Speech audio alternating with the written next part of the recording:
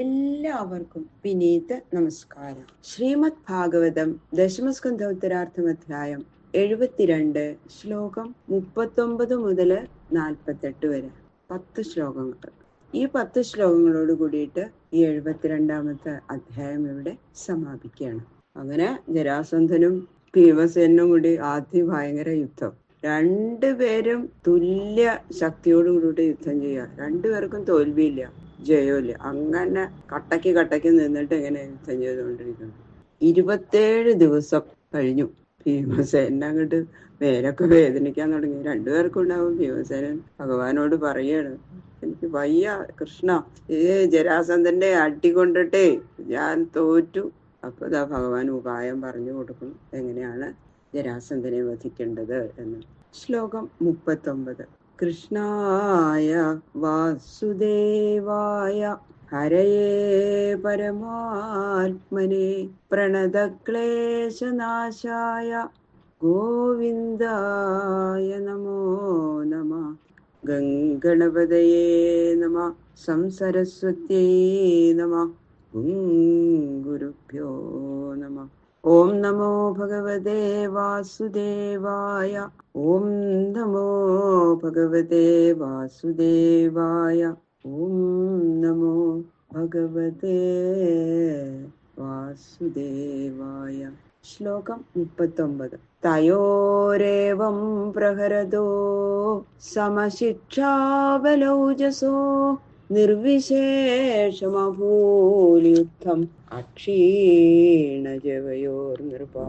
ശ്രീ ശിവബ്രഹ്മർഷി പറയണ, ഹേ രാജാവേ, ഇങ്ങനെ ഒരേപോലെയുള്ള അഭ്യാസവും ബലവും ഓജസ്സും ക്ഷീണിക്കാത്ത ശക്തിയുമുള്ള അവരുടെ യുദ്ധം, രണ്ടുപേരെ ഒരുപോലെ തന്നെ യുദ്ധം ചെയ്തു. ആർക്കും തോൽവിയില്ല, ആർക്കും ജയമില്ല.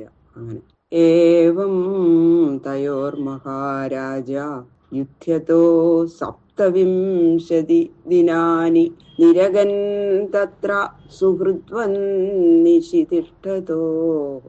അല്ലയോ മഹാരാജാവേ, ഇതേപോലെ പകല് യുദ്ധം ചെയ്തും രാത്രി മിത്രങ്ങൾ എന്ന പോലെ ജരാസന്ധ രാജധാനിയില് സുഖമായിട്ട് കഴിഞ്ഞു. പകലൊക്കെ ഗംഭീര യുദ്ധത്താനി ശത്രുക്കളെ പോലെ, രാത്രിയായ പിന്നെ അതൊന്നുമില്ല. പകല് യുദ്ധം ചെയ്തതാണെന്നുള്ള ശത്രുക്കളാണെന്നുള്ള വിചാരമൊന്നുമില്ലാതെ മിത്രങ്ങളെ പോലെ. ആ വരൂ ഭീമസേന, ഊണ് കഴിക്കാം എന്നൊക്കെ പറഞ്ഞിട്ട് അങ്ങനെ ഒന്നിച്ച് വർത്തമാനമൊക്കെ പറഞ്ഞിട്ടാണ് ഭക്ഷണം കഴിക്കുക അവര്. അങ്ങനെയാണെന്നാ പറഞ്ഞു. അങ്ങനെ 27 ദിവസം കഴിഞ്ഞു. ഏകദാ മാതുലേയം വൈ പ്രാഹ രാജൻ മൃഗോദര ന ശക്തോഹം ജരാസന്ധം നിർജേതും യുധി മാധവ. ശ്രീശൈലമഹർഷി പറയണ, ഹേ രാജാവേ, ഒരു ദിവസം ഭീമൻ അമ്മാവന്റെ മകനായ കൃഷ്ണനോട് പറയണേ, ഹേ മാധവ, എന്റെ മാധവ, ജരാസന്ധനെ യുദ്ധത്തിൽ തോൽപ്പിക്കാൻ എനിക്ക് പറ്റും തോന്നണില്ലേ, അത്രയ്ക്കുള്ള ശക്തി എനിക്കില്ല. എന്താ അവന്റെ ഇടി! അയ്യോ, മേല് മുഴുവൻ വേദനിച്ചിട്ട് വയ്യ. ഇനി ഇങ്ങനെ യുദ്ധം ചെയ്യാൻ എനിക്ക് പറ്റില്ല കൃഷ്ണ. നിങ്ങൾ രണ്ടുപേരും കൂടെ നല്ല രസമായിട്ടിരിക്കുക എന്റെ എന്നൊക്കെ പറഞ്ഞിട്ട് ഭീമസേനൻ വല്ലാത്ത വിഷമായിട്ട് കൃഷ്ണനോട് പറഞ്ഞു. ശത്രോർജന്മമൃതി വിദ്വാൻ ജീവിതം ച ജരാകൃതം പാർത്ഥമാപ്യായൻ സ്വേന തേജസാ ചിന്തയൽ ഹരി. അപ്പൊ ഭഗവാൻ പറഞ്ഞു, അത്ര വേദനയുണ്ടോ ഭീമേട്ടാ എന്നൊക്കെ ചോദിച്ചിട്ട് നല്ലോണം അങ്ങോട്ട് തലോടി കൊടുത്തു. തലോടി ഇപ്പൊ എന്താ, ഭീമസേനന്റെ എല്ലാ വേദനകളും മാറിയെന്ന് മാത്രല്ല, പൂർവാധികം ഓജസ്സും നല്ല ശക്തിയൊക്കെ അങ്ങോട്ട് കിട്ടി ഭീമസേനന്. എന്നിട്ട് പറഞ്ഞു കൊടുത്തു, ഈ ജരാസന്ധനെ ജനിക്കുമ്പോ 2 ഭാഗമായിട്ടാണ് വീണത്. അതുകൊണ്ട് അപ്പൊ ജര എന്ന് പറഞ്ഞിട്ട് ഒരു രാക്ഷസി ആണ് ഈ 2 ഭാഗങ്ങളെ ഒന്നിച്ചു ചേർത്ത് ഒരു രൂപമാക്കി തീർത്തു. അതുകൊണ്ടാണ് ജരാസന്ധ, ജരയാൽ സന്ധിക്കപ്പെട്ടവനായതുകൊണ്ടാണ് ജരാസന്ധൻ എന്നുള്ള പേര്.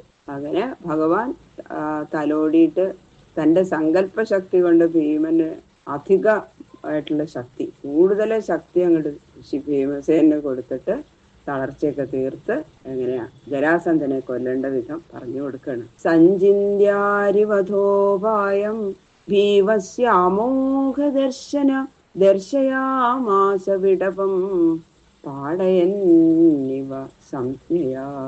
എല്ലാറ്റിനും മാർഗം കണ്ടുപിടിക്കാൻ സമർത്ഥനായ ആ ശ്രീഹരി ശത്രുവധത്തിനുള്ള ഉപായം പറഞ്ഞു കൊടുക്കുകയാണ് ഭീമസേന്. എന്നിട്ട് ഒരു മരത്തിന്റെ ഒരു ചെറിയൊരു കഷ്ണം തന്റെ കയ്യിലെടുത്തിട്ട് അതിന്റെ നടുവേ അങ്ങോട്ട് പിളർന്ന് കാണിച്ചു കൊടുത്തു. എന്നിട്ട് രണ്ടറ്റം അങ്ങോട്ടും ഇങ്ങോട്ടും ഒരേപോലെ അല്ലാതെ തല മാറിയിട്ട് രണ്ടും അങ്ങോട്ടും ഇങ്ങോട്ടും ഇട്ടു. പറഞ്ഞു കൊടുക്കല്ല ചെയ്തത്, കാണിച്ചു കൊടുത്തു. അപ്പൊ മനസ്സിലായി ഭീമസേനൻ ഭഗവാൻ അങ്ങോട്ട് തലോടിപ്പിളിക്കും. ഭീമസേന്റെ ക്ഷീണമൊക്കെ പോയെന്ന് മാത്രമല്ല, പൂർവാധിക ശക്തി, ഇനി എന്ത് വേണമെങ്കിൽ ചെയ്യാന്നുള്ള ഒരു മട്ടായി. തദ്വിജ്ഞായ മഹാസത്വോ ഭീമപ്രഹരതാം വര ഗൃഹീത്വാ പാദയോ ശത്രും പാതയാമാസ ഭൂതലേ. അങ്ങനെ മഹാപരാക്രമശാലിയും ഗദായുദ്ധത്തിൽ അതിനിപുണനുമായ ഭീമൻ ഭഗവാൻ കാട്ടിക്കൊടുത്ത ആ ഉപായം മനസ്സിലാക്കിയിട്ട് ഉടനെ ശത്രുവിനെ 2 പാദങ്ങളിൽ അങ്ങോട്ട് പിടിച്ച് ഭൂമിയിൽ അങ്ങോട്ട് വീഴ്ത്തിയിട്ടു. കാല് പിടിച്ചങ്ങോട്ട് മലത്തിയിട്ടിട്ട് ഏകം പാദം പദാക്രമ്യ ദോർഭ്യാം അന്യം പ്രഗൃഹ്യസ ഗുദത പാടയാമാസ ശാഖാമിവ മഹാഗജ. അങ്ങനെ ഭീമൻ ഒരു കാലം കൊണ്ട് ശത്രുവിന്റെ ഒരു കാലം അങ്ങോട്ട് ചവിട്ടി പിടിച്ചിട്ട് മറ്റേ കാല് 2 കൈ കൊണ്ട് അങ്ങോട്ട് ബലമായി പിടിച്ചു. ആന മരക്കൊമ്പിനെ എന്ന പോലെ ഗുദം മുതൽക്ക് അങ്ങോട്ട് ചീന്തി പിളർന്നങ്ങോട്ട് ഇട്ടു, തല മാറിയിട്ട് അങ്ങനെ അങ്ങോട്ട് പിളർന്നിട്ടു. ഏകപാദോരു വൃഷണ കടി പൃഷ്ഠസ്ഥനാംസകേ ഏകബാഹ്വക്ഷിഭ്രൂകർണേ ശകലേ ദദൃശു പ്രജാഹ. അങ്ങനെ ഭീമസേനൻ ജരാസന്ധനെ 2ആയിട്ടാണ്ട് ചീന്തിയിട്ടപ്പോ ഓരോ പകുതിയില് ഒരു കാല്, ഒരു തുട, ഒരു വൃഷണം, ഒരു കടി പശ്ചാത്ഭാഗം, ഒരു സ്തനം, ഒരു തോള്, ഒരു കയ്യ്, ഒരു കണ്ണ്, ഒരു പുരികം, ഒരു ചെവി, ഇങ്ങനെ അങ്ങോട്ട് വിഭജിക്കപ്പെട്ടു. അങ്ങനെ അങ്ങോട്ട് ശരിക്ക് പകുതി ആക്കി അങ്ങോട്ട് മുറിച്ചിട്ടു. അങ്ങനെ 2 ഖണ്ഡങ്ങളായിട്ട് കിടക്കണത് എല്ലാവരും കണ്ടു. ഹാഹാകാരോ മഹാനാസിൽ നിഹതേ മഗധേശ്വരേ പൂജയാമാസ ദുർഭീമം പരിരഭ്യ ജയാച്യുതോ. ഇങ്ങനെ ജരാസന്ധൻ ഇങ്ങനെ വധിക്കപ്പെട്ടപ്പോ പ്രജകള് അത്യുച്ചത്തിൽ അങ്ങോട്ട് നിലവിളിച്ചു. ജയലക്ഷ്മിയോട് കൂടിയിട്ട് വിളങ്ങിക്കൊണ്ടിരുന്ന ആ ഭീമസേനനെ അർജുനനും ശ്രീകൃഷ്ണനും ആലിംഗനം ചെയ്ത് പ്രശംസിക്കുകയും ചെയ്തു. അങ്ങോട്ട് കണ്ടപ്പോ ജനങ്ങളൊക്കെ കൂടി വിഷമവും അത്ഭുതമൊക്കെ കൂടി എല്ലാവരും ഇങ്ങോട്ട് കരയാൻ തുടങ്ങി. അർജുനൻ ഓടിച്ചെന്ന് ഭീമസേനെ കെട്ടിപ്പിടിച്ചു. ശ്രീകൃഷ്ണനും വില വില ഭീമ എന്നൊക്കെ പറഞ്ഞ് അഭിനന്ദിച്ചു. കൃഷ്ണനും ഭഗവാന്റെ അനുഗ്രഹം കൊണ്ടാണ് അല്ലെ, അല്ലെങ്കിൽ ഭീമസേനെ ജരാസന്ധനെ വധിക്കാൻ സാധിക്കുമോ? പറ്റില്ല. സഹദേവം തത്തനയം ഭഗവാൻ ഭൂതഭാവന അഭ്യഷിഞ്ജത് അമേ ആത്മാ മഗധാനാം പതിം പ്രഭു മോചയാമാസ രാജന്യാൻ സംവൃദ്ധ മാഗധേനയേ. സകല ചരാചരങ്ങളെയും പരിപാലിക്കുന്ന അചിന്ത്യ വൈഭവശാലിയായ ഭഗവാൻ ജരാസന്ധന്റെ പുത്രനായ സഹദേവനെ പിന്നെ മഗധ രാജാവായിട്ട് അഭിഷേകം ചെയ്തു. ഇപ്പൊ രാജ്യം കിട്ടാൻ വേണ്ടിയിട്ടല്ല, രാജ്യത്തിന് വേണ്ടിയല്ല ജരാസന്ധനെ വധിച്ചത്, ദുഷ്ടനായതുകൊണ്ട് മാത്രമാണ് ഇങ്ങനെ സംഹരിച്ചത് എന്ന് ജനങ്ങൾക്കെല്ലാം അപ്പൊ ബോധ്യായി. പിന്നെതാ ജരാസന്ധൻ അന്യായമായി ബന്ധത്തിലിട്ടിരിക്കുന്ന സകല രാജാക്കന്മാരെയും സ്വതന്ത്രരാക്കി മോചിപ്പിച്ചു. ഇത് ശ്രീമദ് ഭാഗവതേ മഹാപുരാണേ പാരമഹംസ്യാം സംഹിതായാം ദശമസ്കന്ധേ ഉത്തരാർദ്ധേ ജരാസന്ധവധോ നാമ 270 സർവത്ര ഗോവിന്ദനാമ സങ്കീർത്തനം. ഗോവിന്ദ ഗോവിന്ദ.